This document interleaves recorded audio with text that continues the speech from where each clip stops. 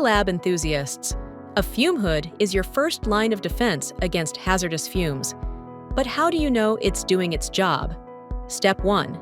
Check the airflow monitor. This device continuously tracks face velocity, the speed at which air is drawn into the hood. The standard safe range is 80 to 120 feet per minute. Anything below that may compromise containment.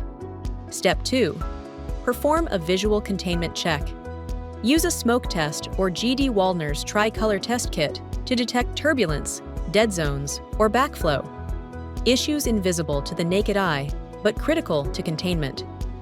Step 3. Confirm sash position. The sash should be operated within the marked safe zone to maintain optimal face velocity and protect the user. Step 4. Maintain detailed records. Log every inspection, test, and service. Or better, go digital with G.D. Waldner's Fume Hood Performance Tracker for real-time monitoring, test history, and QR-based access. With G.D. Waldner's Fume Hood Performance Tracker, every hood is assigned a unique ID and QR code. The system logs test results, captures photos and videos, and offers real-time access to validation history by building, floor, or room. Whether you're a tester, lab manager, or safety auditor, this tool centralizes compliance and makes lab safety effortless. When your fume hood performs properly, your team works safer and smarter.